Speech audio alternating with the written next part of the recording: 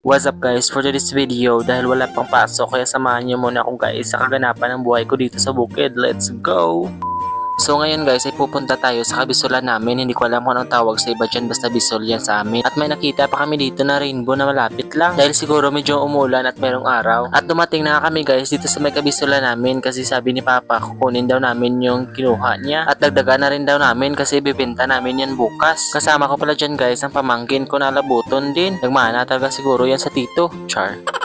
So ito na nga guys, pinubunot ko na nga yung bisol guys at kukunin yung mga unod niya dahil para medyo marami din ang bibinta natin doon sa bayan. Sa ngayon ay marami kami nito guys, pero ang inuuna namin ginikuha itong malayo ba guys, hindi sila magkakatabi kumbaga may sariling mundo. Char.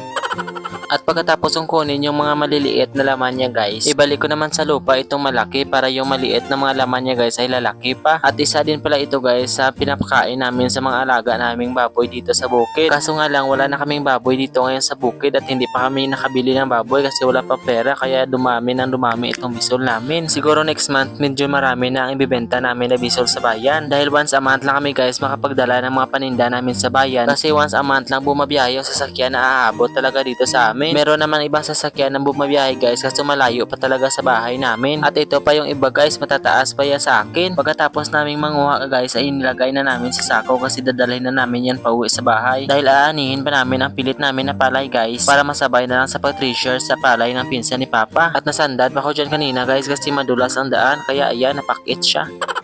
Pero kahit nagkarapakit na yan guys, kiribombom ba yan? Nilagyan ko lang na lang punaya at pinugkusan. Pagkatapos ay pumunta na kami dito sa aanihin namin na palay. Maliit lang naman ito guys, isang kahon lang siya pero medyo malaki na kahon. At ayan guys, ginagarab na ng kapatid ko at ng papa ko yung palay. Kapag medyo marami na ang inani nila guys, ay bukusin na yan gamit ang kugon. Pagkatapos ako at ang pamangkin ko naman guys, ang maghahakot papunta sa may bahay. Dahil nakakapagod maglinas guys, kaya isabay na lang namin itong pilit namin na palay kapag mag-treasure sila sa palay nila. Dahil medyo umulan siya guys, kaya basa itong hinahakot namin na palay. Ayan tuloy napakabigat kaya parang mauplok na ang liog ko dyan guys kakapasaan.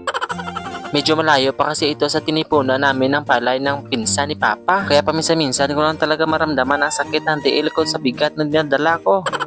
Sa ilang balik-balik ko guys ay natapos rin at kumain na kami dyan ng tanghalian at nagpahinga ng sandali. Dahil sa part na ito guys ay kukuha naman kami ng saging para ibenta. Dalawa kami ni Papa dyan guys ang nangunguha ng saging na nasa tamang edad na at pwede na ibenta. At kasama pa rin namin ang aking lalaki na pamangkin guys. Hindi ata ito napagod kasi sasama pa rin.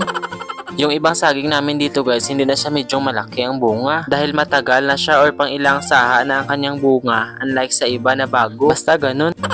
At pagkabukas guys ay magang-maga pa ay dumating na ito sa sasakyan. Sasakyan pala ito guys ng city. Mabuti na lang talaga pinapabiyahe ito ni Mayor once a month para lang madala yung mga paninda namin sa bayan. At isa sa mga rason guys kung bakit ilang oras pa bago makarating sa bayan kasi yung daan namin napakahirap. At nakikita nyo naman yung sasakyan parang uod na kumakamang. Pero sa ngayon guys hindi na talaga siya ganun katagal kasi yung simentado na daanan ay palapit na napalapit dito sa amin. At hanggang dito lang ating video guys dahil parang mapupugday ng aking kalawasan pero hindi tayo dapat mapugday kasi may aanihin pa tayo sa next day na palay.